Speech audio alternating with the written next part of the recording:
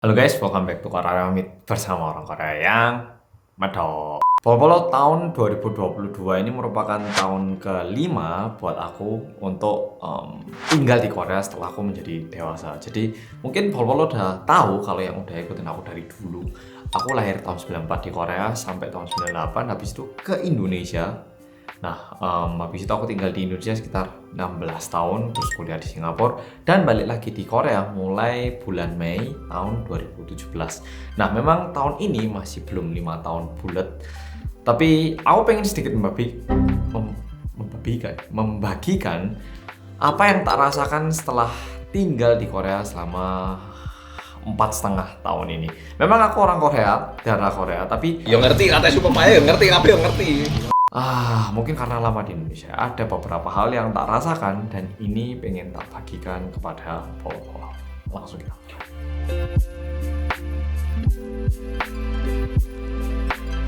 Pertama, jujur aku tinggal di Korea, aku benar-benar ngerasa kesepian banget, benar-benar lonely banget. Benar, karena teman-temanku banyak yang di Indonesia, sehingga memang aku nggak punya teman sejak kecil ataupun teman dari dulu, teman masa kecil di Korea itu memang nggak ada. Jadi perlu diingat, aku kondisinya sama. Misalnya kalau ada polo-polo dari Indonesia tinggal di Korea 4,5 tahun, mungkin banyak yang bakal merasakan apa yang aku rasakan dan mungkin setuju dengan apa yang aku sampaikan di sini. Aku benar-benar ngerasa kesepian karena di Korea, jujur buat yang baru datang ataupun yang udah tinggal lama pasti ngerti, kita perlu lebih berhati-hati saat bertemu orang. Gak tahu kenapa kesannya kalau di Indonesia aku di tengah jalan tanya kepada orang ataupun tanya ke seseorang, itu kemungkinan rasanya bakal dijawab kayak di Malang gitu. Aku bayangkannya di Malang karena aku besar di Malang. Tapi kalau di Korea, aku sendiri kalau misalnya ada orang tanya atau mau tanya ke orang, itu sama-sama gak enak. Aku kalau ditanya orang, permisi mau tanya jalan. itu banyak banget penipu-penipu yang awalnya ataupun cara mereka memulai pembicaraan itu dengan pertanyaan itu. Nanti kalau udah tahu jalannya kemana, tiba-tiba tanya pertanyaan lain kayak, oh, Tahu nggak kalau sebenarnya leluhur kamu itu punya ngasih berkat banyak buat kamu, tapi kamu nggak bisa menerima berkat itu. tiba-tiba ngomong gitu. Jadi di Korea itu sedikit ada kebiasaan untuk tidak mau bertanya ke orang lain ataupun tidak mau ngomong sama orang yang gak dikenal. Jadi jujur kayak nggak ada kesempatan untuk ngomong sama orang lain. Udah gitu di Korea juga budayanya itu tidak memberi salam sama orang yang tidak dikenal. Kecuali kayak tempat tinggalku sekarang, karena udah pindah apartemen, kayak Pak Satpamnya ataupun kadang waktu naik lift sesama satu tower gini ya, nyasil gitu. Tapi nggak kayak ngasih senyum kayak di Malang kan. Mari pagi, nggak kenal baru ketemu cuman sapa-sapaan ataupun tatapan mata kan kita bisa pagi. Terus mau kemana bu? Misalnya bisa tanya kayak gitu aja. Tapi kalau di Korea kita nggak bisa. Annyeonghaseyo.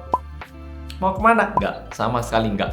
Jadi budayanya itu memang nggak bicara sama orang lain. Jadi individualisme banget. Udah gitu sekarang di Korea ini karena COVID kita harus semakin menjauh lagi kan ya. Jadi kayak bener-bener sendiri. Dan misalnya aku di tengah jalan aku nggak tahu harus kemana, semuanya itu kayak harus aku selesaikan melalui searching di internet, entah itu di Naver ataupun nyari di Instagram ataupun di YouTube. Jadi kayak jawaban dari HP. Yang bisa aku nikmati juga dari HP. Buktinya waktu naik kendaraan umum pun naik kereta, orang-orang pasti semua pakai earphone, lihat HP, turun di stasiun tujuan, udah kayak nggak bakal ada koneksi sama orang lain gitu, dan nggak umum banget untuk bicara sama orang lain. Kalau misalnya ada cewek terus aku mau ajak bicara, pasti dikira mau minta nomor, pasti kayak gitu. Mau ngajak bicara cowok lain, ya vibe-nya itu bukan yang kayak gitu di Korea. Jadi kayak bener-bener ngerasa sendiri banget. Ya, jujur kalau ini benar-benar. By the way, di antara teman-teman Indonesia yang tinggal di Korea yang kenal aku, bukan berarti aku nggak menganggap kamu sebagai teman, enggak. Cuman kesehariannya itu benar-benar gersang.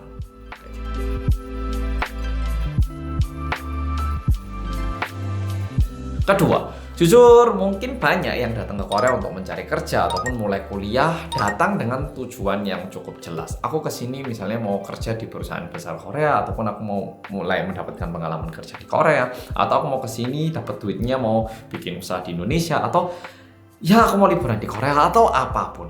Nah, mungkin tujuan awalnya itu ada. Kayak aku sendiri waktu aku mulai apa gitu ya, aku punya tujuan. Tapi karena Korea ini kan negara satu ras, gak kayak di Indonesia yang banyak budayanya, banyak multi ras gitu kan ya. Kalau di Korea ini karena satu ras, ketika pemikiran sedikit berbeda itu kadang bakal agak dipertanyakan gitu. Nah, jadi misalnya aku hari ini ke gym gitu ya, misalnya aku ke gym. Tapi orang-orang di gym itu semua diet yo, semua diet misalkan, karena mau musim panas. Orang-orang tanya, loh kok kamu nggak diet, kenapa? Sehingga yang awalnya aku mungkin ke gym cuman untuk benar-benar mau olahraga untuk have fun, bukan untuk mau membuat badan bagus atau gimana. Memang bagus punya tujuan, tapi kan kadang kalanya kita pengen enjoy. Tapi karena semua orang diet, kayak ngerasa, loh aku juga harus diet. Dan lama-lama, karena mungkin aku udah tinggal selama 4,5 tahun gitu ya, aku sendiri juga menjadi sedikit mirip kayak gitu. Oh, kalau olahraga nggak diet lah, buang-buang waktu. Sehingga kayak tujuan awal yang sebenarnya mungkin benar-benar fun itu menjadi hilang entah kemana dan mengikuti ke arah orang-orang pergi. Jadi kayak kena arus dan ngikut gitu loh. Jadi mungkin buat teman-teman yang ada di Korea sekarang, mungkin datang awal di kuliah, pengen ngapain, pengen kerja di perusahaan yang kayak apa, nggak masalah gaji. Tapi setelah bergaul di sini, semua teman-temannya berpikiran tidak seperti itu. Pasti juga mulai berpikir ke arah itu dan perlahan-lahan lupa kenapa aku pertama kesini. Dan juga mulai menjadi sepemikiran dengan orang-orang itu. Bukan berarti itu pemikiran yang negatif, cuman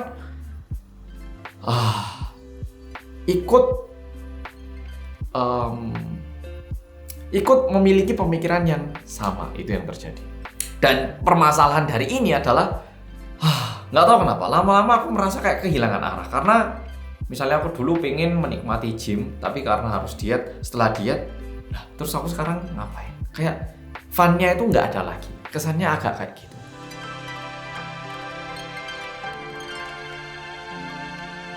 Ketiga, aku benar-benar merasakan orang Korea itu suka sama barang-barang branded. Mohon tidak disalahpahami, bukan berarti aku nggak suka ataupun nggak punya barang branded. Bukan berarti aku nggak paham orang-orang yang beli barang-barang branded, sama sekali tidak. Tapi kalau misalnya seseorang beli, kayak aku beli barang branded, misalnya kayak laptop ataupun misalnya jam, misalnya baju yang branded, itu bukan karena aku pengen nunjukkan ke orang-orang, ini loh saya pakai baju brand, enggak. Tapi karena mungkin kebetulan baju itu, desain itu bagus banget dan aku kayak pingin punya. Itu alasannya mungkin kenapa aku beli barang yang mahal. Tapi kalau di luar itu, misalnya kaos-kaos yang biasa ataupun produk-produk biasa, aku itu lebih enjoy beli produk yang sedikit terjangkau gitu. Dan tak tunjukkan. Jujur, boy, aku karena udah mulai om-om atau gimana. Sabuk ini kemarin aku beli di supermarket aku. Harga berapa ya? 18.000 kon atau berapa gitu. Nah, menurutku kualitasnya bagus banget dan aku puas gitu loh. Tapi kalau orang-orang lihat itu pasti, loh kamu kok nggak beli yang barang branded, apalagi kamu kan punya uang YouTuber gini. Dan di situasi COVID yang kayak gini, yang ekonomi lumayan hancur, bisa dibilang ekonomi mulai nggak baik, banyak orang kesusahan nyari pekerjaan, coba pergi ke department store ataupun ke mall-mall. Wah, pasti speechless. Aku udah ke banyak mall. Jadi ada beberapa kali tuh aku sama Cinet kayak pengen lihat gitu loh barang branded merek, misalnya Dior ataupun Louis Vuitton ataupun apa gitu. Bener-bener pengen lihat ini toh barang yang katanya mahal. Nggak bisa masuk. Akibatkan COVID, mereka juga membatasi nomor jumlah customer yang datang. Di luar itu, kita masuk aja nggak bisa. Kita masuk disuruh daftarkan nomor, terus muncul, waiting list nomor 38. Padahal itu kayak jam 2 siang. Dan kalau misalnya kalau ke mall yang besar, kayak kemana wis di Korea, coba ke mall besar, di depan toko branded itu ada yang ngantri, sungguhan. kayak wah orang Korea itu ternyata segitunya tuh. Kayak aku pun kayak restoran pun kalau ngantri aku itu nggak terlalu suka. Mending aku makan yang biasa yang nggak perlu ngantri. Tapi di Korea itu bener-bener suka sama barang branded. Dan kalau menurutku setelah aku tinggal setengah tahun di Korea, nggak semua orang memang beli barang branded untuk pamer ya. Tapi kayak aku merasakan di Korea ini kayak cukup banyak orang yang pengen punya barang branded karena itu bisa sedikit dipamerkan gitu. Kesannya agak kayak gitu. Nggak tahu ya, mungkin karena aku dari Malang atau gimana. Ini sedikit beda banget sama aku. Misalnya aku sama temen Malangku, temenku yang satu beli kaos 20 jutaan gitu. Terus aku pakai kaos 10 ribuan. Loh, kan gendeng lah apa tuh kaos 20 jutaan ini lu 10.000 enak lah. Aku iki tuku 2.000 lho mbek kon regane udah-udah lah apa kon tuku. Mungkin agak beda.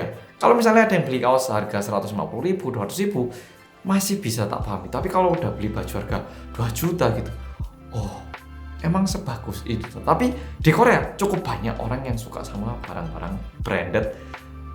Ya, banyak banget.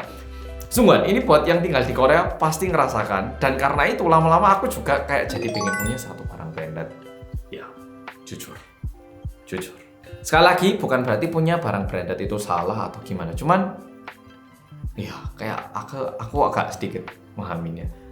Apalagi ada yang gaji 1 bulan itu dipakai habis buat beli barang branded gitu. Wah, iya rakyat tahu.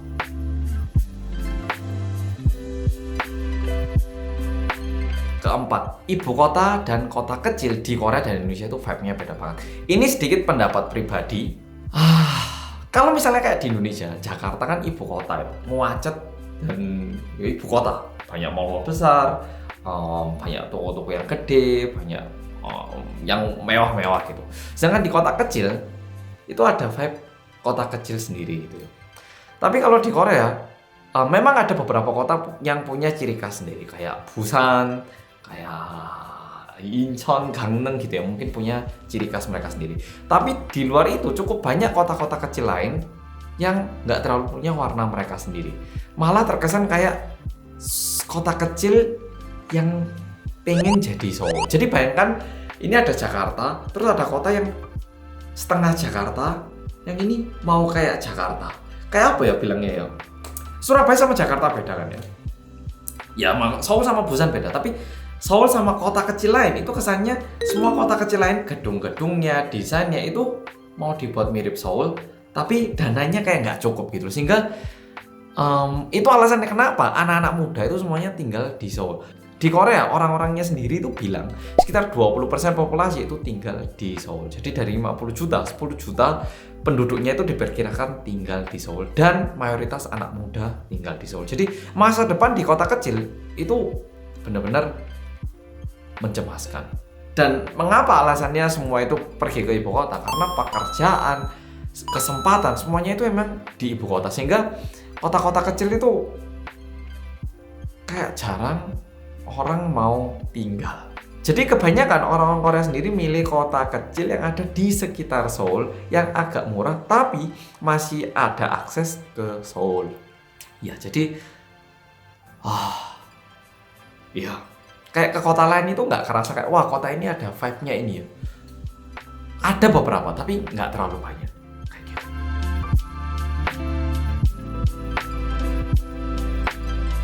Kelima, aku jadi paham kenapa orang Korea jadi suka Indonesia. Ini agak lucu ya. Aku jadi paham kenapa orang Korea suka Indonesia.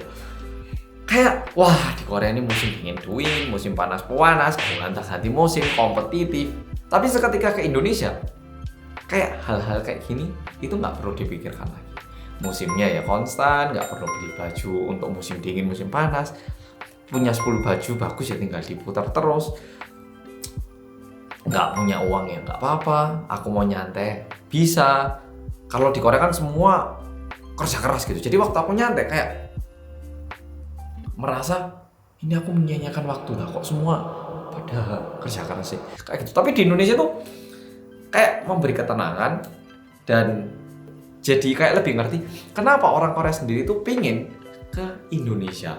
Oh ini toh rasa yang pingin dirasakan orang Korea ketika ke Indonesia. perasaan yang paling tak rasakan itu kayak gini. Di Korea misalnya gaji minim kan sekarang 1,9 juta won, jadi sekitar 22 juta rupiahan ya. Itu kerja minimum part time itu dapat segitu ya. Kalau misalnya udah masuk kantor, biasanya di Korea itu gaji sekitar 2-3 juta won per bulannya, itu dibilang standar. Di atas 3 juta hingga 4 juta setelah pajak itu tergolong lumayan besar. Udah di atas 4 juta won itu udah gede banget artinya. Nah, di Korea untuk naik ke atas ini ya, untuk mendapatkan kehidupan yang lebih baik itu benar-benar susahnya setengah mati gitu. Dan benar-benar susah gitu loh naiknya. Sedangkan dengan ke Indonesia, aku itu bisa melupakan, aku nggak perlu terlalu susah untuk mencari kebahagiaan yang di atas sana. Ternyata ada kebahagiaan lain gitu loh. Nah, itu loh yang tak rasakan. Bukan cuma masalah duit, tapi banyak banget di hal-hal kecil itu bisa tak rasakan. Semua di Korea untuk naik dikit itu kompetitif banget. Kayak semuanya itu melihat ke atas semua gitu. Bener-bener kayak penthouse, kayak drama penthouse. Semuanya itu mau ke atas sehingga semuanya itu kayak ambiaan untuk naik ke atas. Nggak ada kesan kayak melihat ke sebelah, menikmati sesaat. Sungguh jarang yang memiliki pemikiran seperti itu. Ya, sungguh ini kerasa banget. Aku juga pengen tahu buat polo ataupun teman-teman Indonesia yang tinggal di Korea yang mungkin udah 5 tahun atau lebih, coba tuliskan di komen apakah sepemikiran sama aku atau enggak. Sungguhan. Oke? Di video kali ini kayak gitu. Mungkin di video berikutnya coba tak ceritakan apa yang paling tak kangeni dari Indonesia setelah 5 tahun di Korea. Oke? Sampai jumpa di video